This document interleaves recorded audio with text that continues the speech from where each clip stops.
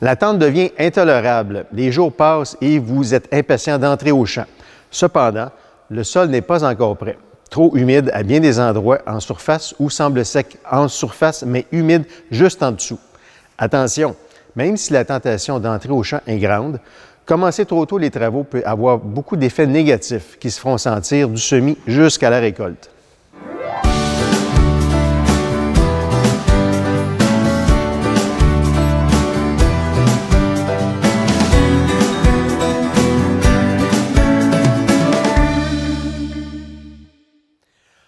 En plus d'augmenter la vulnérabilité des plantules aux maladies, entrer trop tôt dans un champ humide entraîne souvent des problèmes liés à la compaction due au travail du sol et à la fréquence de passage, à la compaction des parois des sillons et à la restriction du développement racinaire.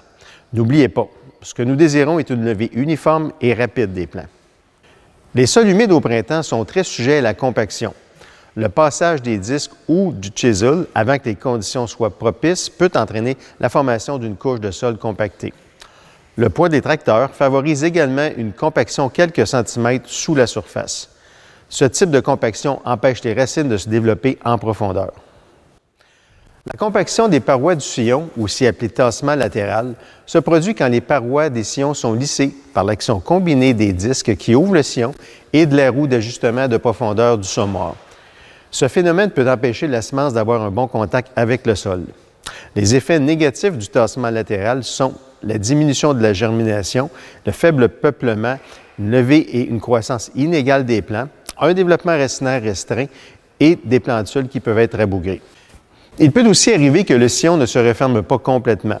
Si le sol s'assèche après le semis, les plantules et les premières racines peuvent souffrir du manque d'humidité. Tout obstacle rencontré sous la surface du sol par les racines coronales en début de saison nuit à leur développement et entraîne un retard de croissance des plantules de maïs. Quand la levée est inégale, les plus gros plants rivalisent avec les plus petits pour la lumière, l'eau et les nutriments. Au printemps, soyez patient et attendez que le sol se réchauffe pour créer des conditions propices au semis.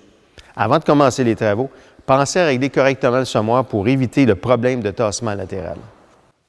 Les conditions du sol sont généralement considérées propices aux travaux quand on ne peut pas former une boule avec de la terre prélevée à une profondeur de 7,5 à 10 cm ou que la boule formée se brise facilement en tombant au sol. Une autre technique consiste à presser de la terre entre le pouce et les autres doigts pour tenter de former un ruban. Si le sol est prêt, vous ne parviendrez pas à former un ruban un tant soit peu résistant. Le positionnement trop peu profond des semences est souvent associé au problème de tassement latéral. Un enracinement superficiel peut en découler. Analysez la qualité du sillon pendant le semis. Creusez en travers des sillons de semis et cherchez des parois lisses en forme de V ou luisantes créées par les disques ouvre-sillons. De telles structures peuvent devenir dures comme une brique quand le sol s'assèche. Les plants dont la croissance racinaire a été restreinte présentent souvent des symptômes de carence nutritionnelle. Ce phénomène peut s'aggraver quand les plantules atteignent le stade V3 ou quand les réserves de la semence s'épuisent et que le plant doit compter sur son système racinaire. Il arrive que le maïs présente les symptômes du syndrome du maïs mou, appelé floppy corn syndrome, après un coup de vent en juin ou entre les stades V3 et V8. Évaluez le développement racinaire pour voir si les premières racines coronales sont mortes, ont flétri ou se sont décolorées avant d'avoir pu pénétrer les parois du sillon. Ces symptômes ne sont pas associés aux dommages causés par les insectes ou les herbicides qui peuvent être responsables de l'averse dans le maïs. Pour éviter les problèmes de tassement latéral, réduisez la pression sur les roues de profondeur et les disques ouvre-sillons tout en s'assurant de conserver la profondeur de semis voulue. Résistez à l'envie d'augmenter la pression pour refermer le sillon. Laissez des résidus sur le rang afin d'imiter l'assèchement du sol et la contraction du sillon. Réglez le semoir pour qu'il soit parfaitement horizontal ou légèrement incliné vers l'arrière, afin d'améliorer le contact sol-semence et la fermeture des sillons. Envisagez l'utilisation d'un cultivateur pour ameublir le sol et refermer les sillons. Envisagez l'utilisation de disques ouvre-sillons dentés pour fracturer les parois latérales du sillon. En résumé, surveillez des conditions pour éviter de semer dans des champs trop humides. Le tassement latéral nuit au développement des racines et ne peut pas être corrigé pendant la saison de croissance. Déterminer quand un champ est prêt pour le semis est une question de jugement.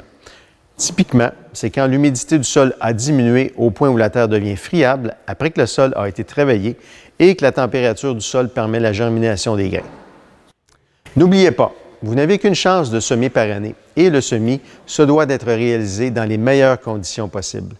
La décision d'entrer au champ et de semer au moment opportun vous revient. Visez plus haut.